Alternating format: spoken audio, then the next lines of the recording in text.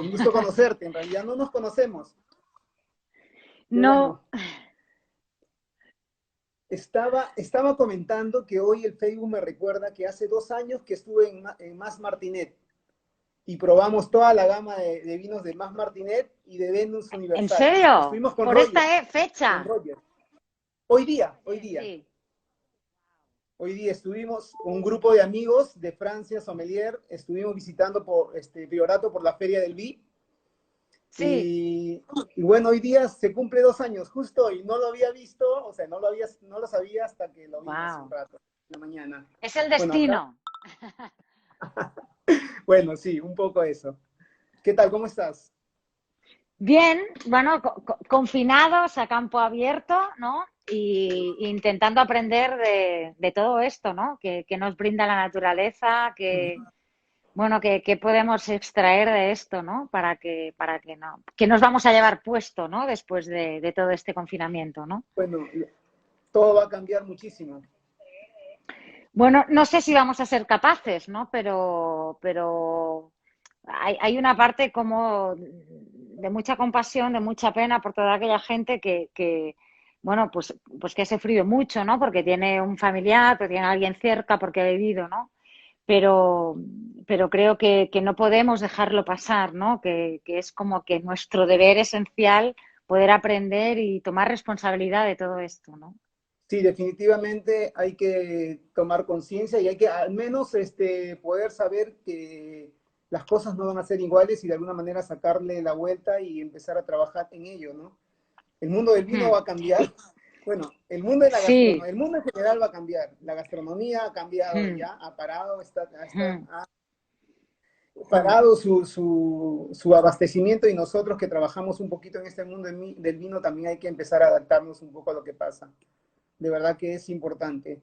Yo quisiera que te presentes un poco porque supongo que hay gente que nos sigue, que sabe de ti, pero no el detalle.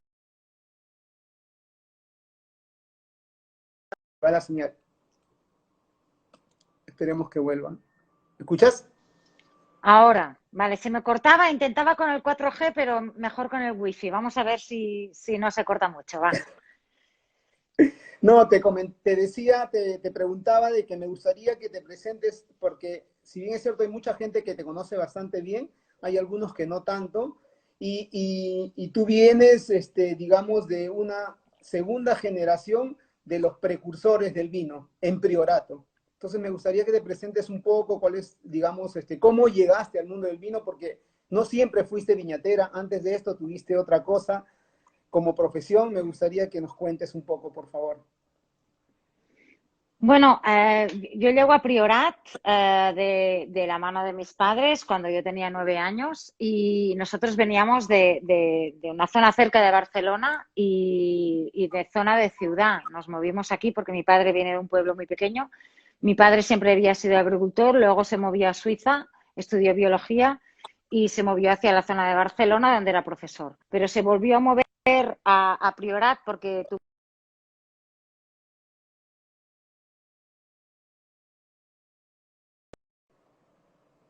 La señal no está buena. se me corta. ¿Me oye? Sí, yo te oigo, pero la señal se va por momentos, se pone lenta. Ah, estamos ¿Perdón? muy lejos. Huber, estamos muy Debe ser por lejos. eso. Debe ser por parte de eso, ¿no? A ver. Bueno, Perú Priorat. No, claro, encima el Bueno, al Priorat fin, es una zona. Te escucho, te escucho. bueno, no es una zona muy agraciada con todo el tema de tecnologías, ¿no? Pero todas las zonas rurales pecan de esto aquí, ¿no? Que Sí, necesitaríamos mucha más conectividad, pero bueno, ahí hacemos, ¿no?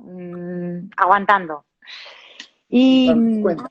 y bueno, nos movimos a Priorat y mis padres empezaron a montar la Escuela de Enología y Viticultura, que fue la primera escuela de enología y viticultura en España, porque ellos vieron que la zona era eminentemente agrícola y sobre todo vitícola, pero que aquí no había la posibilidad de estudiar esto. Mi Ujú. padre viajaba mucho a Francia y había escuelas de enología y viticultura. El oficio de viticultor estaba prestigiado, pero no en España. Aquí, quien era payés, quien era viticultor, era desprestigiado, era porque no tenía capacidad de estudiar, porque sus padres no tenían capacidad económica para mandarlo fuera.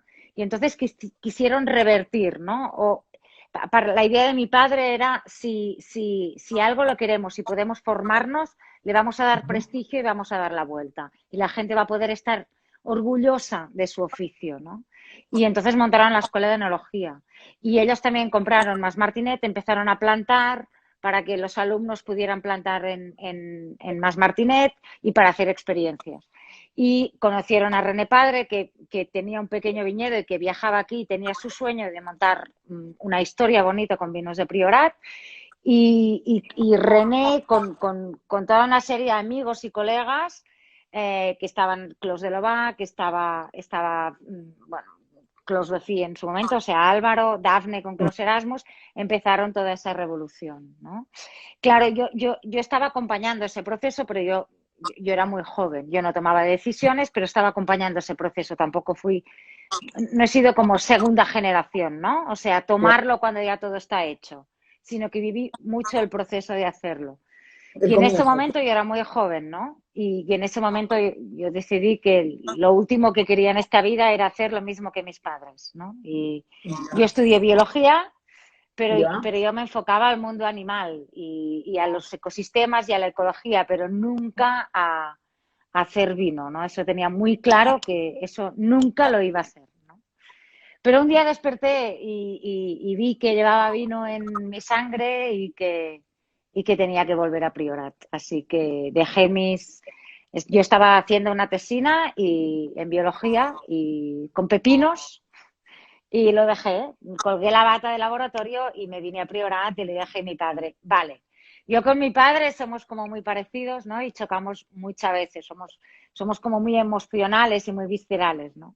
Entonces le dije, vale, me encargo de la bodega, tú puedes ir a hacer él asesoraba muchas bodegas, le dije, tú Ujú. te puedes ir y yo me quedo, ¿no? Y en el año 96 tomé las riendas, ¿no?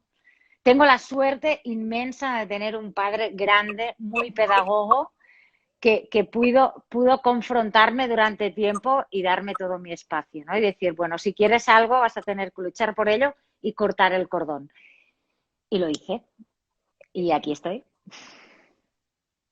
Pero es interesante, ¿no? Es interesante el cambio, porque al final tú, no sé si por un acto de rebeldía al inicio no querías entrar al vino y después totalmente entraste al vino y ya estás empapada, pero hasta los huesos en él, ¿no? O sea, vienes Sí, haciendo vino yo hace creo que mucho es tiempo. algo, Huber, yo creo que es algo que voy a tener que aprender para con mis hijos, ¿no?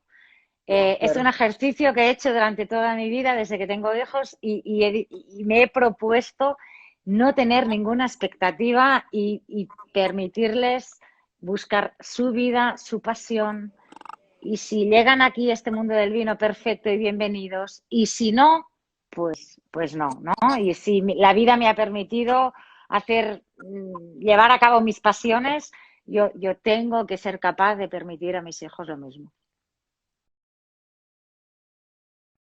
Al final yo pienso que ellos mismos o los niños mismos se van dando cuenta un poco lo que quieren en el camino y además viendo un poco la pasión de sus padres, porque al final tu marido también está en el mundo del vino, ¿no?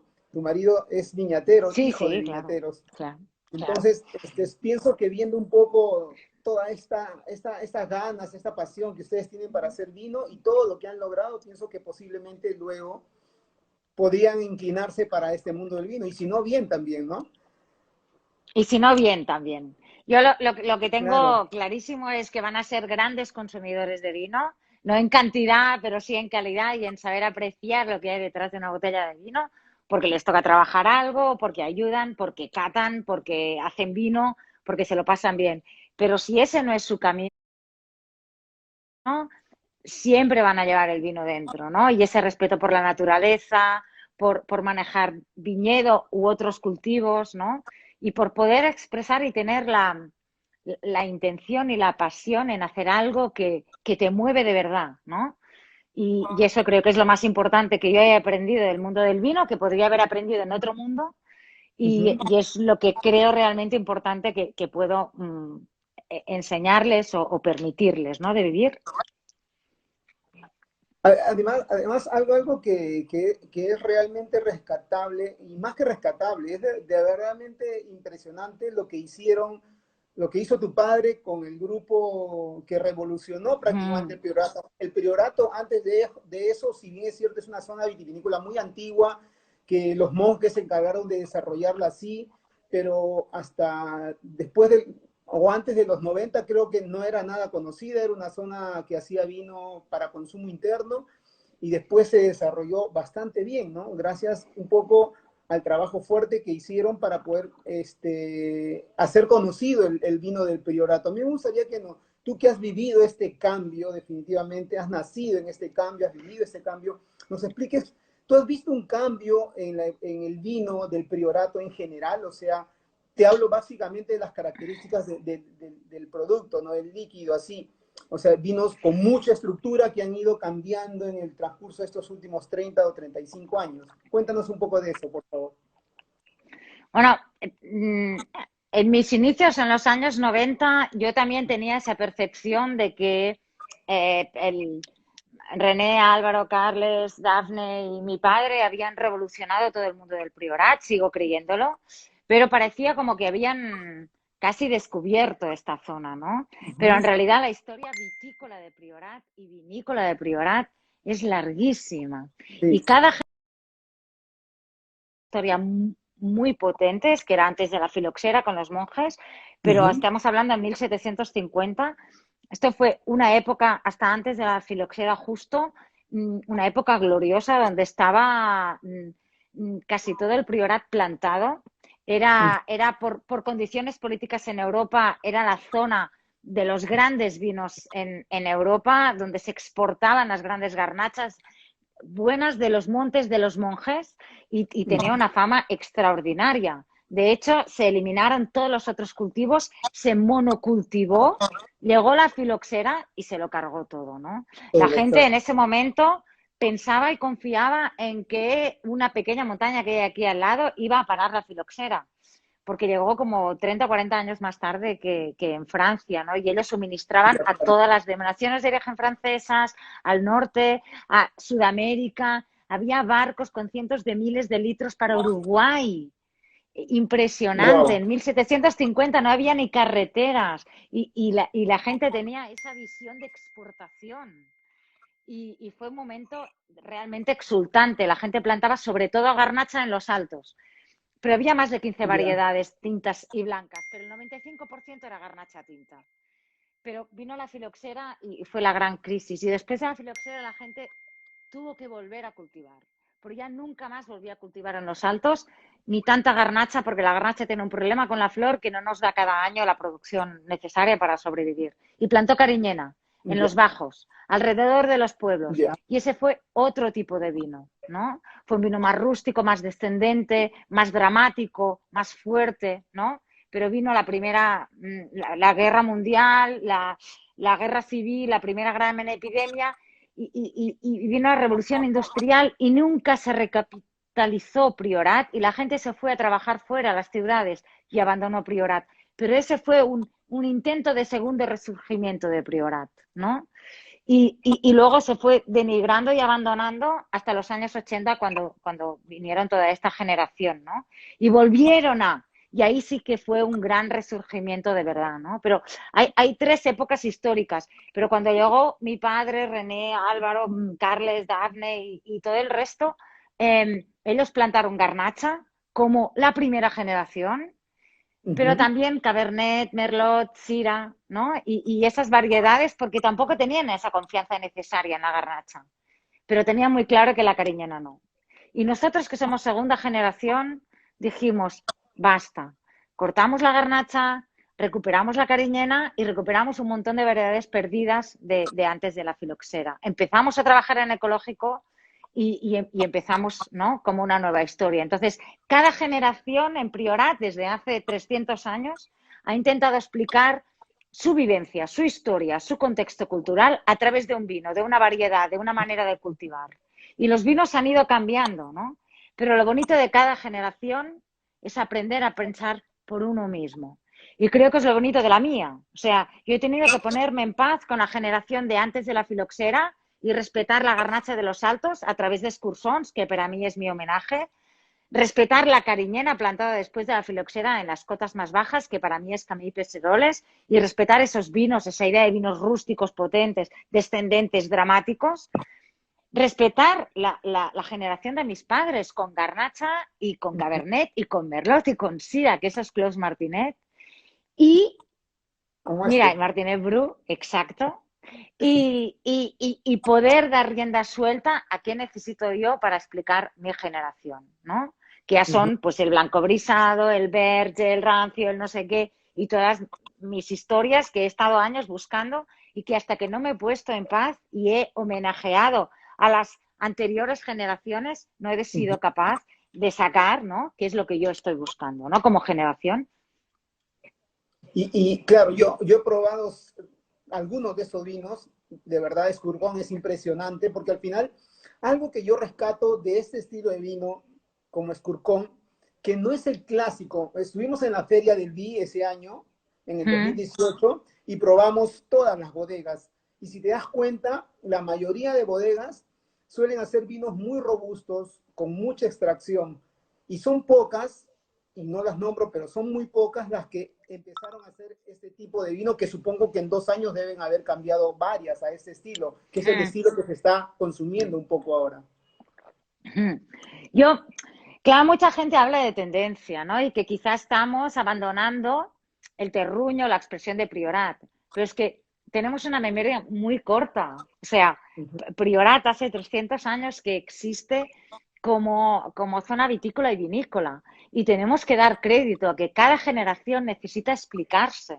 Y que nosotros, la generación de Uh -huh. ahora, quizás sí que estamos buscando los que nos buscamos a nosotros mismos, no los que estamos solo recibiendo el legado y haciendo los mismos vinos con nuestros padres, nuestros abuelos o nuestros bisabuelos, que es totalmente lícito, legítimo y que me encanta.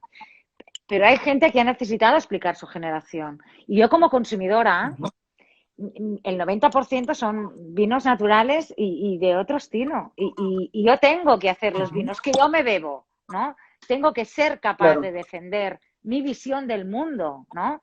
Y eso no es que me marque la tendencia el mercado, que también podría ser que me gustaran otros vinos, pero que yo hago los vinos que me pide el mercado. No, al revés. O sea, Clos Martinet Ya, es un claro. vino que está como afincado como clásico. La gente cuando va a beber un Priorat espera una cierta maduración, corpulencia, ¿no? Descendencia. Y muchas veces en los vinos que estoy haciendo la gente no lo encuentra y dice, guau, ¿esto qué es? ¿No? Bueno, pues eso también es Priorat, ¿no? Pero es el Priorat de mi generación y hay que Claro, defenderlo, ¿no? es el prioridad visto desde tu punto, ¿no?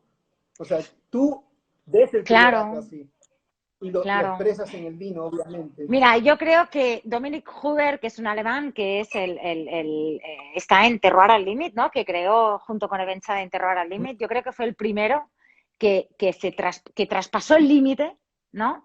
De, de la, de la poca madurez entendida en Priorat. O sea, la gente se le puso la piel de gallina y dijo, por Dios, ¿qué está haciendo este tío? O sea, esto no es Priorat. Sí, esto es Priorat. Es su visión de Priorat. Y fue el primero que encendió la luz y dijo, semáforo verde. O sea, cada uno a buscar lo que uno siente e interpreta. Estábamos súper anclados a las anteriores generaciones. Y está muy bien. Quien quiera quedarse ahí está muy bien. Uh -huh. Pero quien quiera avanzar, quien quiera buscar, quien quiera dar respuesta, también está bien, ¿no? Yo creo que va a costar, porque también Dominic es alemán, viene de fuera, y darle las gracias a alguien de fuera, la gente de Briat, que somos así como muy cerrados y muy de aquí, esto va a costar, pero creo que se merece un gran reconocimiento, ¿no? Porque en ese sentido yo creo que es quien dio la vuelta al tema, quien abrió la caja de Pandora y dijo, esto también puede ser Priorat, ¿no? Sí, claro. Y generalmente para otras cosas también es un poco así, ¿no? La gente que está, digamos, en un entorno bastante común siempre, no ve un poco algunas cosas que sí otros que vienen de fuera, pero está bien, es válido al final. Pero está bien, Priorat, estamos de verdad en el culo del mundo. O sea, es una de nuestras tipologías, ¿no? Al final, es una zona geográficamente muy dramática. Tenemos la Sí, montañita claro. enfrente, tenemos poca perspectiva. Somos así, está bien, ¿no? Y nos Sí, claro. remontamos mucho a la historia. También está bien.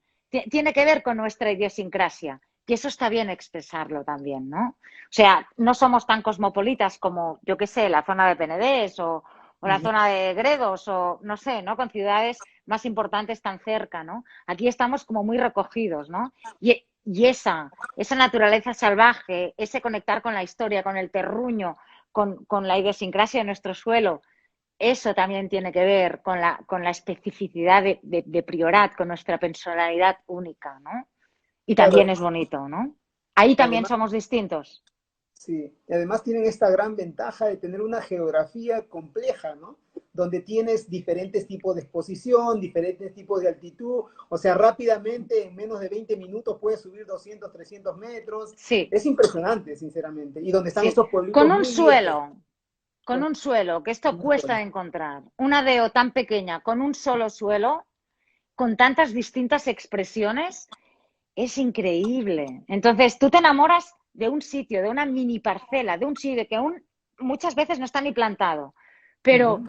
tú lo ves y tienes como una intuición, como que te bota el corazón y dices, y esto aquí, de aquí puede salir un gran vino y va a ser distinto del resto, y lo ves y lo plantas y te esperas 10 y 15 y 20 años y sale de ahí algo especial. Claro. Esto es Priorat, ¿no? Está tan conectado, tiene una energía telúrica tan fuerte con el suelo, que toda la gente es medio salvaje, medio abandonado, medio bonito, medio, ¿no? Y no, es todo como que no acaba de, ¿no? Pero toda la gente cuando llega es increíble la de gente que ha venido de visita o a hacer un stage, una práctica y se ha quedado a hacer un proyecto, porque te engancha, porque Priorat es algo impresionante, tiene una magia y una fuerza que si estás dispuesto y estás abierto, te quedas, porque es tu lugar siempre, ¿no? Sí, en realidad es impresionante, es impresionante. De ya la geografía, como te decía hace un rato, te permite hacer muchas cosas. Y tú dices, en realidad hay viñedos que ni siquiera existen o existieron en algún momento y ya no están más. ¿Cuáles No. son las uvas más sembradas en Priorato? ¿Solamente Garnacha y Cariñena? Garnacha es la primera, es la que siempre ha sido la primera, porque antes de la filoxera ya había el 95% de garnacha, después disminuyó muchísimo porque había muchos problemas con el injerto Ujú. y se injertó más cariñena que garnacha, daba muchos problemas y quizá hubo un momento en el que había más cariñena, pero la garnacha siempre ha sido la primera. Después de la revolución de los años 90, llegó a ser la segunda variedad el Cabernet Sauvignon. Se denostó tanto la cariñena, Ya, pero hace 5 o 6 años volvimos a recuperar como segunda variedad más plantada la cariñena, ¿no? Que es algo que yo personalmente he luchado mucho. O sea, si a mí me haces elegir entre garnacha y cariñena, yo soy de cariñena, porque es una de las variedades más desprestigiadas, pero que tiene más caras, más complejas, más difíciles, pero que cuando dan tanto, que yo nunca he sentido tanto placer como bebiéndome una cariñena de Priorat. ¿dirías que la Cariñena es más silvestre, más rústica que la... Sí, sí, Sí, sí, sí. ¿no? Y por mí es como la piedra de Licorella. Nosotros tenemos una piedra de pizarra plana, como muy Ujú. metamorfizada, ¿no? Y es plana, es una pizarra. Y si tú la picas así, si tú haces fuerza, no la puedes romper por ninguna parte. Los viticultores de Priorat son iguales. Tú te los encaras y son durísimos. No hay por dónde entrar. Pero tú en la piedra de Licorella, igual con la cariñena, tú te enfrentas a la cariñena y dices, con esto no es posible. Le encanta el oidio, se tuerce, Ya. es vigorosa cuando no toca, no da, es un desastre. Pero si tú tocas así la piedra de Licorella por al lado, se deslamina. Y con los viticultores de Priorat pasa lo mismo. Cuando tú entras desde la parte emocional, se abren. Y pasa lo mismo con la cariñena. Ya. Cuando tú la escuchas y tienes tiempo, es grande. Y entonces es como, wow. Para mí contrasta con la garnacha, que parece más princesa, que es más obvia, que es más seductora, que es más fruta, Ujú. que es más fácil de vender. Vale, pero te quedas ahí como a medio camino a veces, ¿no? Con la cariñena cuesta mucho, Claro. pero cuando llegas, eso es lo más grande que hay. Se abre totalmente y te da impresionantes vinos, me imagino. Sí, Sí, muy complejos, que es lo que a mí me gusta, con un poder de envejecimiento brutal, que es lo que a mí me gusta. Y por eso conecto quizá tanto, ¿no? Con la cariñena, ¿no? Y que sigue siendo una de las peores variedades en el mundo, ¿no? Pero yo creo que es nuestra gran base en Priorat, ¿no? No hay ninguna cariñena en el mundo como la cariñena de Priorat. Entonces, a mí me parece que vamos, que ahí tenemos cancha, ¿no? Igual para los Sí, viñateros como tú, apasionados, debe ser un reto justamente sí, encontrarle el lado amable a esta uva, ¿no? Y pasa con todas las uvas difíciles del mundo, me imagino. sí, sí, ¿sabes qué pasa también? Que con todo el tema de el miedo al cambio climático, ¿no? Lo que vamos experimentando es una variedad que puede llegar a grados alcohólicos altísimos, pero también puedes vendimiarla con muchísimo menos grado, manteniendo un pH bajísimo y una acidez alta. La cariñena es tensión, es pura tensión y complejidad. ¡Wow! Es que da para todo, da para todo. Ah, perfecto. Cuéntanos, bueno, además del priorato, tú tienes Venus Universal, que yo he probado también cosas muy ricas ahí. Cuéntanos un poco del Montsant, explícanos un poco. Sé que el Montsant es básicamente toda la montaña que rodea el priorato, ¿no? Cuéntanos cuál es la diferencia, Bueno, bueno, entre el fino y Montsant suelo. es una montaña que tenemos al norte de Priorat, ¿no? El Priorat sería como una zona céntrica de toda la comarca, ¿no? Pero que es una zona orográfica súper dramática con toda la piedra de Llicorella, ¿no? Lo que llamamos Llicorella, que es un esquisto, y que es muy oscura, es de un gris oscuro. Y lo que da paisajísticamente o de vegetales que hay alrededor, ¿no? Toda la flora que tenemos es, es una hoja perenne, ¿no? Como la encina, como el rosmarinus, como, ¿no? Y coriácea dura, de verde oscuro, con muchos aceites esenciales, ¿no? Y entonces alrededor de Priorat está lo que sería la de Montsant, que Ujú. arriba está la montaña de Montsant, pero que el resto no es montaña. Entonces Ya, claro. aquí podemos trabajar desde suelos graníticos a suelos calcáreos, arcillo-calcáreos, piedra de Llicorella, muchos suelos con zonas climáticas distintas porque el mar lo tendríamos aquí. Entonces, eh, para mí que yo salía de la zona de Gratallops, quizá una de las zonas más calientes, ¿no? Con Bellmunt i Lloar de Priorat, cada tarde después de trabajar en Martinet, y que ya no había luz, porque esa piedra gris y toda esa vegetación oscura absorbe la luz y la transforma en calor, y hacía Ujú. mucho calor y ya se estaba haciendo de noche. Yo subía en coche 5 kilómetros hacia mi casa, que yo vivo en Falset, zona granítica de Montsant, y ahí se abría la luz. Nosotros aquí en Montsant, donde estamos viviendo, que es la zona granítica, tiene mucho cuarzo y entonces refracta la luz, la multiplica. Y yo salía de una zona oscura caliente y llegaba a una zona fresca con muchísima luz. La vegetación es verde claro, con mucha flor. No tiene nada que ver. Y estamos a 5 kilómetros. Son colindantes. Y entonces a mí, que a finales de los 90 me estaba apeteciendo otro tipo de vino, porque lo que me estaba bebiendo eran todo botellas con la forma Borgoña, y me Ujú. iba desde toda la zona de Borgoña hasta toda la zona del Ródano y sur de Francia, Ujú. y me encantaban las garnachas y cariñanas y siras, y yo en Priorat estaba trabajando con garnacha y cariñera, pero también con cabernet y con mucha concentración, ¿no? Sobre todo, y mucha madurez. Entonces, cuando yo me enfrentaba a ir cada día a mi casa a Falset y ver tanta luz y tanto frescor, pensé, es que yo tengo que hacer un vino aquí porque va a salir distinto, porque es lo que estoy buscando. Ujú. Y en el año 99 empecé la bodega de Venus Universal en lo que antes era Deo Tarragona y que luego llegó a ser la Deo Montsant, ¿no? Para mí la Deo Montsant da, como he dicho, o sea, Priorat es muy clara la idea, ¿no? El suelo que trabajamos, el clima que tenemos, la contundencia y la profundidad que tenemos. Y en Montsant nos brinda la posibilidad de trabajar con suelos distintos, climas distintos y sobre todo, lo que yo busco en Montsant es muchísima más tensión, muchísimo más frescor. Y con esos vinos que antes pensábamos que los grandes vinos tenían que ser muy concentrados y muy descendentes, el Montsant me encuentro que puede hacer grandes vinos para envejecer, pero con mucha tensión y mucho más aéreos. Ujú. Y que me cuentan historias distintas, procedencias distintas. Y eso es bellísimo, bellísimo. Y obviamente el Monsanto tienes diferentes tipos de suelo y también diferentes tipos de altitud y exposición. ¿Y cuál dirías que es la uva, digamos, más representativa de esta zona? ¿Sigue siendo la Garnacha o la Volvemos a lo Cariñena? mismo, garnacha y cariñena, y eso es Perfecto. grande, o sea, con las mismas variedades. O sea, yo estoy haciendo Martinet Bru en un Ujú. viñedo encarado en ladera de si Ladeo Priorat es esto y aquí empiezan todas las montañas, pues una de las primeras, encarada Montsant, con todo el frescor de Montsant, pero ladera de pizarra. Y tengo las mismas variedades en Martinet Bru y el mismo porcentaje que a 1 kilómetro las fincas sobre granito de Dido, con las Ya. mismas variedades. No tiene nada que ver. Nada, nada.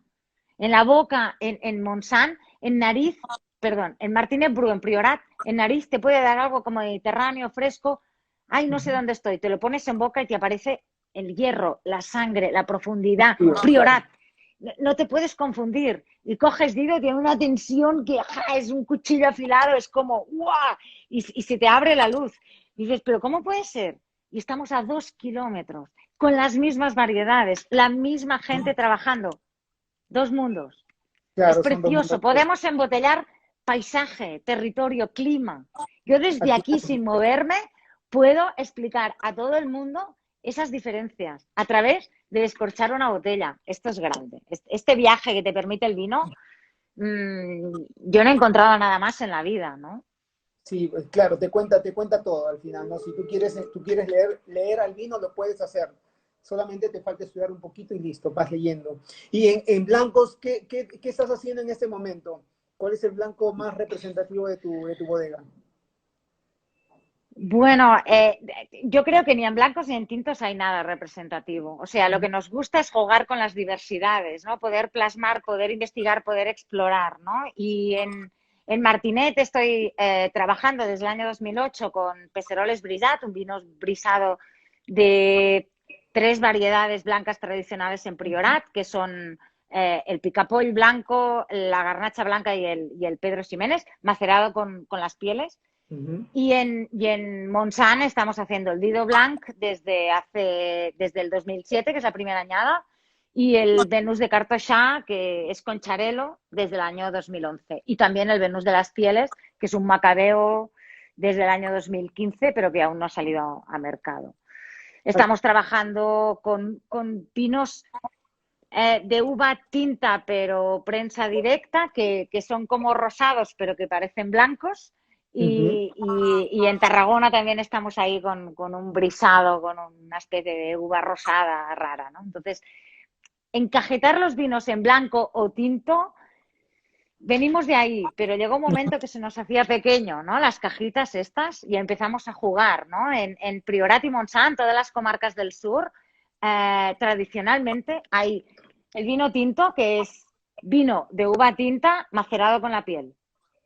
El vino blanco, que es vino de uva blanca sin maceración, con prensa directa. Ujú. Pero este ha llegado muy tarde aquí, con la nueva tecnología en los años 70, 80, pero antes estos vinos no se hacían con, con, con tecnologías más rústicas y entonces tenías que esperar que la piel te subiera después de mientras fermentaba para poder separar y ya tenías un brisado, ¿no? Entonces, Ya. tenemos los vinos brisados, que serían los orange, ¿no? Que son vinos de uva blanca, ¿no? Pero macerados con la piel, como un tinto. O tenemos los vinos vírgenes, que serían los vinos de uva tinta, pero sin maceración con la piel. Que a partir de los años 80 esto deriva en los rosados. Pero que aquí nunca había habido la noción de rosado, porque cuando tú trabajas un rosado, tienes un pantone, ¿no? Tienes un color fijado, o eres del pálido, o eres del oscuro, o eres... Aquí los Ujú. vinos vírgenes era vendimiar cuando te parecía, chafar todo, prensar, un año es más oscuro y otro menos, y no importaba, ¿no? Hoy en día Claro. la noción de rosado, si una bodega saca un color, es ese color siempre, ¿no? O sea, no vamos a variar el color, ¿no? Y esa idea es bonita porque tiene que ver más con el proceso que realmente con el mercado o con lo que la gente espera de ti, ¿no? Y Mm, recuperar todo eso y mezclar incluso variedades blancas y tintas, ¿no? Y poder hacer maceración o mezclarlas y no hacerla, pues te ujú. da todo el juego posible, ¿no? Y no encerrarse en las cajitas, pues te permite explorar, ¿no? Si te gusta más esa fracción, si no vas a hacer maceración, puedes vendimiar antes, qué pasa si no hago maceración y vendimio más tarde, qué pasa si macero mucho con mucho alcohol, y vamos jugando, ¿no? Y por el camino hemos perdido kilos y hemos perdido litros, pero hemos aprendido mucho y disfrutamos muchísimo. Claro, y bueno, se nota que a ti te encanta jugar y cada vez supongo que tienes por allí una vinificación especial que está dando su curso y después ves qué pasa, ¿no? Al final. Sí, porque cuando nosotros estuvimos en la bodega, vimos los recipientes de vidrio que tienen ahí. Cuéntanos qué haces con estos recipientes de Ah, las vidrio. damajuanas. Sí, las damajuanas. Bueno, claro, las damajuanas, mira, cuando entras al mundo del vino desde la perspectiva de los años 90, como yo entré, ¿no? Porque estudié también enología y viticultura y al final pues estás ahí, no te das cuenta, pero te vas cubriendo de capas y de prejuicios, ¿no? Lo que hay que hacer, lo que no hay que hacer, lo que está bien y lo que no está bien. Y entonces, pues tienes muy claro que tienes que fermentar en acero inoxidable arriba y tienes que bajar los vinos abajo en barricas de roble francés o americano. Ya está. O sea, no hay más opción, ¿no? Y entonces vas abriendo opciones, ¿no? Y entonces entran los fudres, entran las tinas de cemento bueno, de hormigón y entran muchas historias, ¿no? Pero un día yo hasta el 2002 hacía asesorías fuera, ¿no? En otras denominaciones de origen y en Moixent, en Alicante. Pablo Calatayud, en el proyecto donde estaba, pues en el año 2009, él se compra una finca donde hay una cava fonda donde encuentra como más de 50 tinajas de barro enterradas de más de 3.000 litros, ¿no? Él en esa finca quería hacer un chardonnay y le digo, mete el chardonnay en una jarra y lo probamos, ¿no? Me llama en el año 2009 y me dice, me voy a casar, quiero el Dido Blanc en mi boda. Vale. Y cuando llega la boda, el Dido Blanc no había terminado de fermentar porque no añadimos levaduras y ese año pues le costó un montón. Y era mayo del 2010 y el vino no estaba fermentado.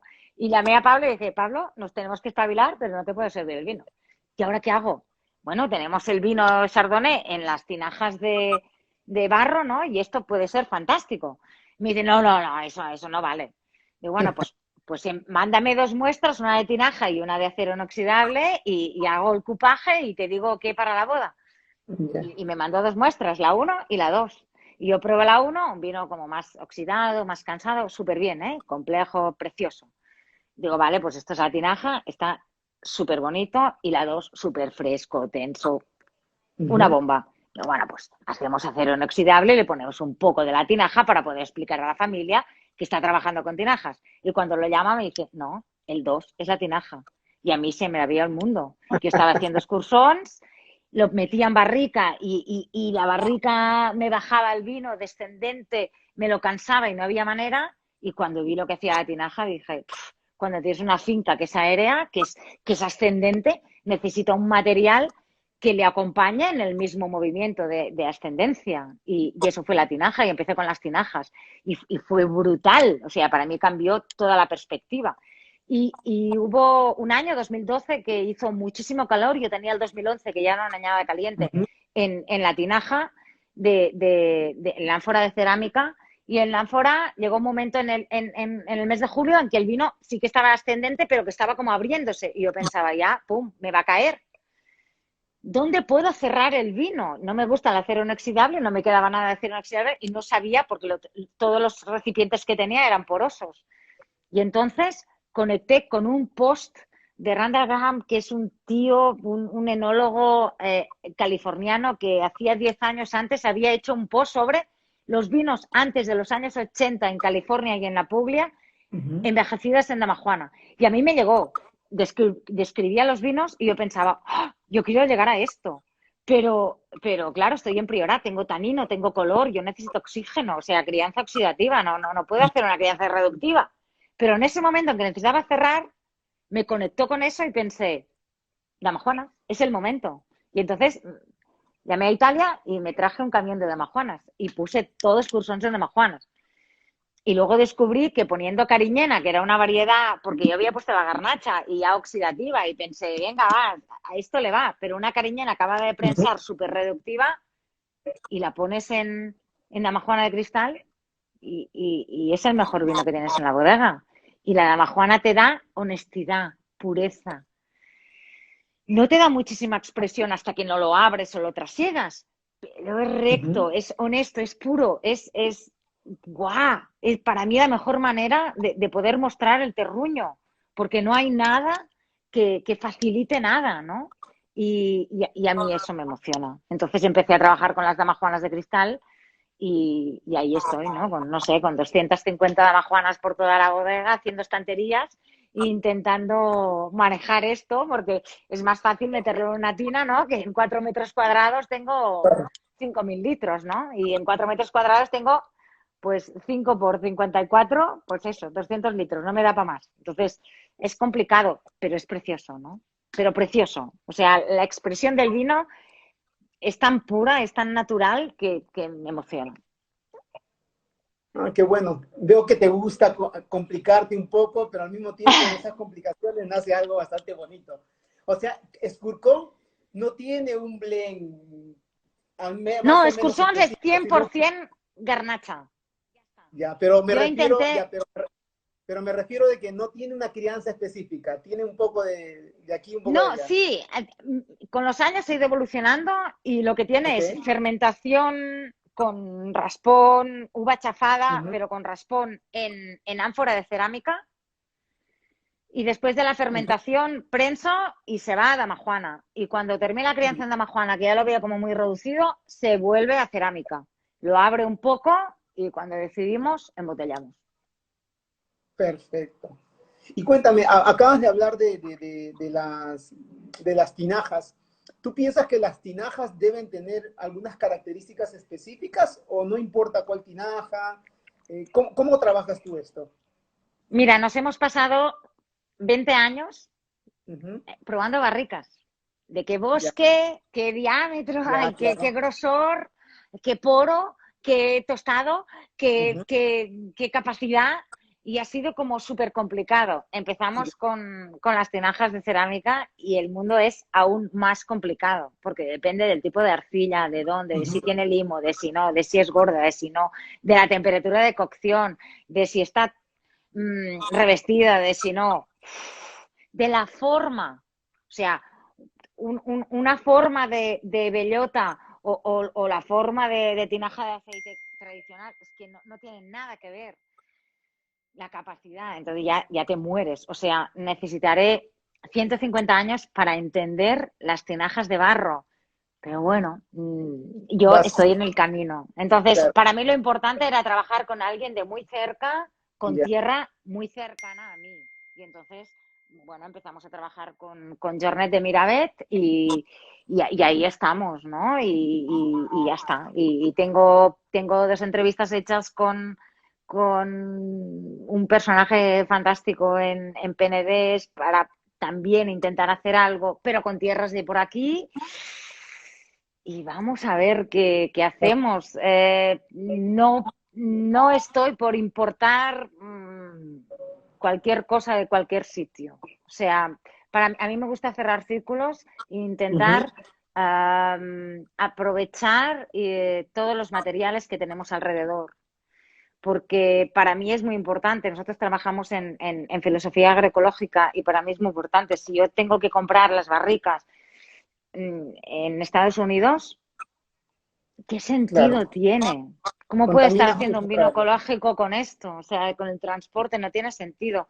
Tengo que ser capaz de hacer esto. Con el tema de la madera también hemos cambiado mucho y estamos trabajando con castaño, con una tonelería Ya. de Vilafranca que yo nunca hubiera trabajado porque no tendrán acceso a los mejores robles si tengo que trabajar con roble francés, pero si trabajo con castaño de la Sierra de Prades o del norte de Ujú. Cataluña, ahí sí, porque son buenos toneleros. Y entonces estamos Claro. trabajando con esas, yendo a bosque, escogiendo madera, secándola y haciendo esto y probando con cerezo, con acacia, con castaño, todo lo que se había trabajado en Priorat hace 300 años. Y eso es muy bonito, aprendes muchísimo. Es un acto de humildad que nos ha costado mucho, porque claro, el rol francés mejor, ya está. Pero es que esto no se da aquí, ¿no? Y para acompañar nuestros vinos que Claro. han nacido aquí, ¿no? Hay materiales que pueden llegar a ser súper dignos y los más adecuados para acompañar nuestros vinos, seguro. Sí, seguro que se repotencian un poco con la regionalidad en ese caso, ¿no? Todo más cerca es mejor. Y cuéntame, Es que para mí sí. dime. Sí, claro. No, no, que para mí No, tiene que ver, definitivamente. ¿no? O sea, para mí es el compromiso. O sea, yo no puedo hacer un vino ecológico e irme a comprar, yo qué sé, el azufre a Sí, Japón. O sea, para mí no tiene sentido, ¿no? sí, claro, definitivamente es contaminas, no solamente en transportarlo ya estás contaminando mucho. Sí. Cuéntame, ¿y por ahí se te ha ocurrido la idea de trabajar o ver alguna otra región de España? Y de repente, ¿cuál sería tu otra región así que te encanta o que te encantaría de repente hacer algo por allí? Mira, yo he trabajado en muchas regiones en España como consultante Ya. y de todas te enamoras. Ujú. Yo me voy a visitar colegas, a conocer gente, porque a través de una botella de vino que me ha emocionado, me apetece ir a conocer y me voy a la otra punta del mundo y voy a conocerlo, porque tengo que aprender algo de esa botella que me ha comunicado tanto, ¿no? Y en cada zona viajamos con René y decimos, ¡ah! Nos quedamos aquí. Y todas las zonas que son grandes, que tienen grandes vocaciones gran vocación para hacer grandes vinos, nos Ujú. enamoramos. Al final, antes que ser elaboradores o viticultores, somos consumidores de vino. La Palma, dicen, sí, claro, me iría a La Palma ya con Vicky, ya está, me quedaría a vivir con ella y me quedaría diciendo vino. En todas las zonas, es verdad, o sea, todas. Tenemos amigos, amigas en todas las zonas y es como, y es que vendría aquí. O sea, hay tanto potencial, ¿no? Sí, Pero esta es la mía, así que me claro. voy a quedar aquí, ¿no? Y voy a disfrutar de los vinos de otra gente que es capaz de hacerlo en su zona, ¿no? Y Ujú. eso te engrandece, te hace viajar, ¿no? Y aprender muchísimo, pero muchísimo. No, definitivamente España, o sea, yo he tenido oportunidad de ir a España y probar diferentes tipos de vino de muchas regiones y realmente te llegas a impresionar. A Sudamérica no llega mucho, ¿ah? A Sudamérica y especialmente a Lima, Perú, solo llegan vinos, digamos, de la tendencia más clásica, ¿no? De vino, empezamos con Rioja y Ribera del Duero y por ahí algo de Priorato, casi no llega Priorato, lo poco que llega, Pues hay que llegar porque hay que disfrutar de la vida. Joder, eso es está cierto. clarísimo. No, Hay hay que mucho. indagar con zonas pequeñas, productores especiales, porque te abres una botella y te emocionas. A veces te enfadas, a veces ríes, a veces lloras, pero de todas aprendes. Porque está bien el vino de cada día y más técnico y más industrializado, pero eso no te alimenta el alma y hay que alimentar el alma, ¿no? Y Sí, eso sí. es muy importante. Hay que provocarlo. Tenemos que llegar. Siempre se trata de provocar, pero bueno, depende un poco. El consumo en Lima todavía es muy pequeño y es complicado. Entonces, como no llega mucho, yo tengo que ir a buscar. Claro, que también está bien, ¿no? Quizás excusa, ¿no? Te toca. Claro, claro. Como Y no de ahí llega, me voy. cargo la maleta con todo lo que pueda, ¿no? Y por ahí siempre queda una o que otra botellita pequeña ahí dando vueltas en la casa y se descorcha al final, ¿no? Definitivamente. Es un tema importante. Pero bueno, sí, supongo que el mundo del vino va a crecer y en Sudamérica ha crecido mucho. Somos muy regionalistas todavía, consumimos También mucho está bien, argentino. ¿eh? Sí, está Está bien. bien, está Nosotros bien. como productores no somos grandes productores, hacemos muy poquito, estamos evolucionando también, pero consumimos mucho de Argentina en Lima. Se consume mucho. Está bien. Bueno, por aquí decían que gran gastronomía en Perú, y eso es verdad, ¿no? O sea, en España cambió todo, ¿no? De la mano de la gran gastronomía también, ¿no? Ujú. Entonces, y yo creo bueno, que ahora son los que más están sufriendo. No tengo ni idea lo que puede pasar por su corazón, por su estómago y por su cabeza en una situación como la de hoy en día, pero que la gastronomía ha sido la gran palanca para hacer grandes vinos en España, segurísimo, y para consumirlos, ¿no? Y eso también está empezando en Perú y eso va a ser muy grande, es imparable. Esto ya es imparable, ¿no? Sí, sí, Y hay que estar definitivamente. ahí, ¿eh? Con toda la gastronomía porque son nuestra puerta, ¿no? Es la zona donde nos relacionamos, donde relacionamos la comida con el beber, donde hay alguien que se llama sommelier y que está explicando nuestros vinos desde el corazón y que nosotros no podemos estar ahí y nos multiplicamos a través de todos los sumilleres. y eso me parece súper grande, ¿no? Y necesario. Sí, sí, el mundo ha cambiado mucho. En Lima también, ¿no? O sea, todavía es pequeño, pero igual la alta gastronomía ha ayudado que las Mm. bebidas en general, ¿no? No solamente el Y vino en 10 bastante más años esto va a importante. ser brutal, brutal el cambio, porque de la mano de la gastronomía es alucinante. Sí.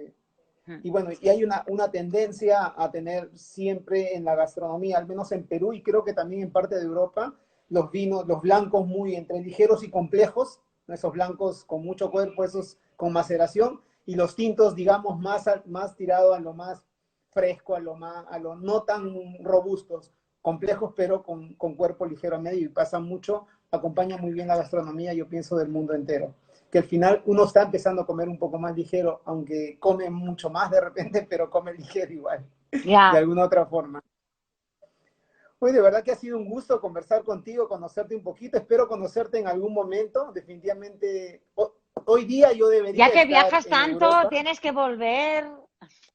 voy a volver, te voy a avisar cuando vuelva. Hoy día debería estar en Europa yo, pero bueno, fatalmente esto no nos permitió salir, entonces estamos aquí disfrutando de buen vino, de gente como tú y haciendo lo que nos gusta, ¿no? Un poquito. Te agradezco y agradezco a toda la gente que nos ha mirado, que te ha escuchado, que siempre es importante. Yo te he escuchado ya conversar con otras personas en esos 50, 60 días de cuarentena y de verdad que siempre tienes muchas cosas nuevas que contar. ¿No? Muchas gracias. ¿Ah? Bueno, nuevas, no sé, pero tengo tralla porque yo siempre estoy hablando mucho. Bueno, eso está Bueno, bien.